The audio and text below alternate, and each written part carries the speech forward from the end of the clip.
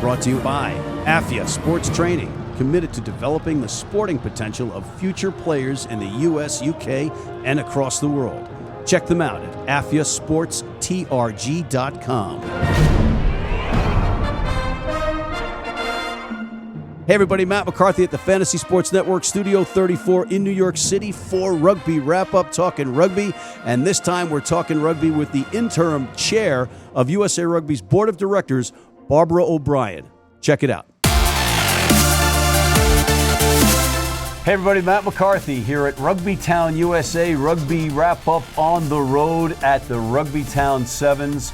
And I have the pleasure of being with a distinguished guest, none other than Barbara O'Brien, the interim chair of the Board of Directors for USA Rugby. Barbara, welcome.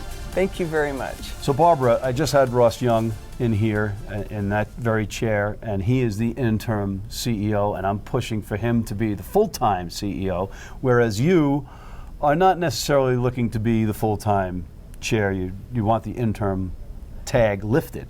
How come? I absolutely need to find the right chairperson for USA Rugby. It is not me.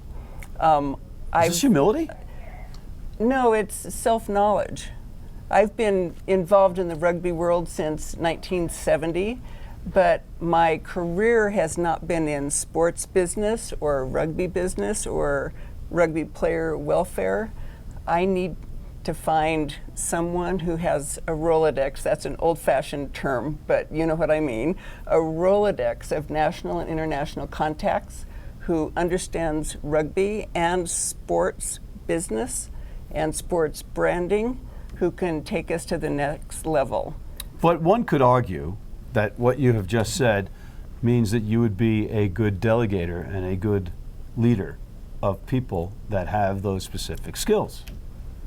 I think there's a difference between being a delegator and already knowing what to do. So when you do delegate, you know if the people who work for you are on the right path and doing the right things.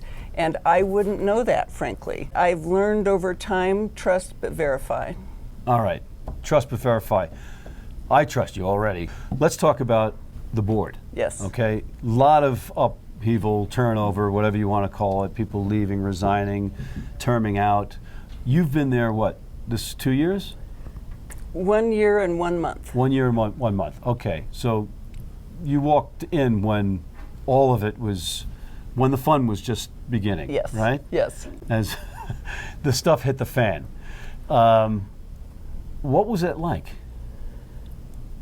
It was very confusing because from the outside you think USA Rugby is an international entity. I mean, you can't imagine the turmoil that would come out, but I also know from all my roles in the past that you either step up when there's a challenge or you're a coward. And I decided that I was going to step up and do whatever I could. So in April, May, when the board went from 9 members to 4. In like an overnight. In an overnight. Massacre. Mass of resignations. Yes, yeah. The remaining board members asked me, because I had been lieutenant governor, I've chaired a number of public commissions, if I would at least chair the board, and I said I would do it, but only as an interim. I am not the right person for the future, right? But I'll stabilize things, and if you're out there, I'm looking for a fabulous chairperson to take. I think you've got one at this table with you right now. I'm volunteering to be the chair. The chairman of the board of directors for USA Rugby. Send me your resume. I'll look at it. Well, do we have to have a resume? With a critical eye. Yeah. I don't think I'd pass that test. Process right now, you say we've got 5 board members. You, Phaedra Knight, Todd Clever, the international player reps, right. Jeremiah Johnson, and interim Paul Santinelli. Yes. Paul Santinelli, the Boston. Now California. Yes. Right, yeah. Yes. And who plays front row, and I love. We've got interim around a lot, right? Yes. When's the interim, is it going to come up with Paul? How does that process work? And are there going to be more board members as per the SRI, outside consulting company, coming in and Yes. take us through that. So part of what we're trying to heal in the culture of USA Rugby is a very deep lack of transparency, and not try and do anything by fiat, but really try and bring people on board. So going forward, we're going to have a representative of World Rugby on the board, and that is very close to having Congress ratify that. And that's also part of That's the part line of of the- credit from World Rugby Yes. to make up for the monies that we have. Yes. We're on the hook for. Right. But everyone agrees we need to do this, and the person they've nominated for this role is a really solid person. Augustin Pichot. Pichot. Right. The right. Argentinian, former Yes, Argentinian yes, star. Star. Yeah. And very successful sports business person, media business person. So this is a great fit for us. But Lieutenant Governor, Yes. I have to ask you, for the folks at home that are out there watching and saying, "But wait a minute, why do we have to have World Rugby meddling in our affairs? And they've got their own problems. And why is this guy who's got a lot of responsibility already, why is he the person coming in?" Because we need a better line of communication with World Rugby. World Rugby sanctions us to then sanction USA matches and tournaments, and there hasn't been great communication in the past, so this guarantees that the expertise of World Rugby is in our deliberations and make sure that we have much better communications with the international governing body than we've had in the past. I think it's a good move, and it's only for as long as we have the line of credit. As soon as we've paid that off, then they will no longer have a seat on the board. How are we going to pay it off? We're going to negotiate some of the details around San Francisco and the Rugby World Cup Sevens, which was a huge success but a financial challenge. And there are things we believe we can do to negotiate down Knock down some of the debt. some of the licensing agreements Okay. that were ahead of time. We also think that philanthropy, giving, can really start to fill some of the gaps so we can improve memberships. We already have Tony Ridnell in Seattle Right. starting a new fundraising Right. effort. We have the Golden Eagles. We have Right. a women's fundraising effort. So the whole Phaedra Knight community, helping with that, the right. whole community is stepping up for private funds. And then we believe that we can do better at, instead of putting on events ourselves, we can find partners who will take on the financial risk. And what we can do is work with them and license them The and rim not risk. have it on us. Yeah, Exactly. That was, So we have a plan for going forward. yeah. And for people that might not know all this stuff, basically the financials, the difficulties were based on the former the RIM, the Rugby International Marketing for-profit arm of USA Rugby, and the entity, the Rugby Channel, which was the problem child of RIM out of the gate. And both of those entities were in the red the entire time of their existence. And then the Rugby Channel was sold on pennies on the dollar to Flow Rugby. Am I pretty much in the ballpark here? Generally correct, Okay. yes. And part of the other process of negotiating some stuff down might be the Wales, South Africa amounts of money that we were due on the books, or was due to those Yes. unions, right? Yep. Okay. And that's being negotiated. We don't have the final numbers on that. All right. So now, how many board members are there going to be when all the smoke clears? How many members of Congress are there going to be? Is there, as per the SRI recommendations and what's accepted? So right now the board will stay at 9. We're in discussions about whether it should But we're go- missing 4. But we're missing 4, Right. which need to be replenished, and the nominating committee of Congress, which has the responsibility of nominating board members, is going through their pool of candidates.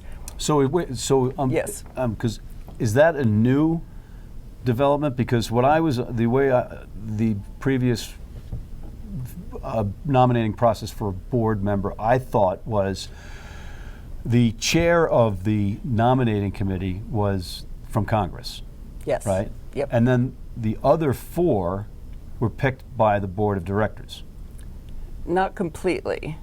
No? No. Okay. So that's the proposal for going forward, But currently, That's you have the proposal going. The old way is the proposal going forward. The old way is 2 player representatives, a representative from Congress, a representative of the board. So it's a mixture. Right. And the consultant's recommendation is that we end up with 2 nominating committees, one for representatives of Congress and one for at-large directors to fill the at-large board seats. Open seats. That fill a matrix of skills that we should always have on the board. So brand marketing, licensing, a variety of things. How about writing a check to be a board member? Like that's a model in a lot of it NGBs, is. Right? It is, but not outside of the United States. It's not an international model. And we're thinking that we, meaning the board and Congress members who are wrestling with this, if we make fundraising with personal checks a requirement for being on the board, then we really limit people who can be, like I wouldn't be able to write right. a $50,000 check. Right. So what we want to do is people who have the experience with fundraising, but not personally writing checks, but who are saying marketing. They could bring X to the table. Exactly. Yeah. And then showing that they brought X to the table. A track record, right. a proven track record. Okay, yes. fair enough. Fair enough. What do you think the timetable is for all of this stuff to be implemented? So in talking with the consulting group, SRI, and I can't remember what that stands for, we were thinking that by the first of the year we could have identified the incoming board members, and among those, or currently on the board, who would be the best chair to take over. I'm not sure we're going to be able to meet that deadline. However, we've got to fast track making a permanent CEO appointment, which we're on track to do, and we have to start getting set up for the Olympics. Yeah. Which I've heard from the United States Olympic Committee is an 18-month endeavor. So January, February, we have got to be organized and moving forward on what it takes for our national elite teams. So I'm trying to focus on what will it take to get our philanthropy going, our licensing partnerships going, so that we know we can fund our national teams for training and selection, and get, I'm putting out an all points bulletin for an experienced sports business person to be considered for chair. So if anyone out there is listening, this is completely counter to what we had previously. People were lobbying to keep themselves or be the chair, not get the position and say, I think I want somebody better. Do you understand? This is a refreshing take, and that's why I'm saying, well, what's wrong with that person being the chair? Why are we doing this if it's not to better the sport? And I know that there's a better person out there for the complexities of global sports than I'm able to be. All right. I hope you're right. I hope you're right. I can chair a board. I'm totally comfortable with this role. But to compete on a global level is going to take a skill set beyond what USA Rugby has had to date. Fantastic. And I'm thrilled to have you here because it's more transparency. People can get to know who you are that don't know you already, and I'm glad that you're involved in this process. It's a good thing. It's a good thing. So I know we want to get back to the rugby now. So on behalf of Lieutenant Governor Barbara OBrien, aka Interim Chair of the Board of Directors of USA Rugby, otherwise known as Barbara. Otherwise known as Barbara. I'm Matt McCarthy at Rugby Town, USA, the Rugby Town Sevens for Rugby Wrap-Up on the road. Signing off. All right, good stuff. Thank you, Lieutenant Governor OBrien, for coming on and lending some transparency, and we're glad that you're on board. On that note, thank you, Glendale, for facilitating the interview, and we are out of time once again. Matt McCarthy for Rugby Wrap-Up at the Fantasy Sports Network Studio 34 in New York City, signing off.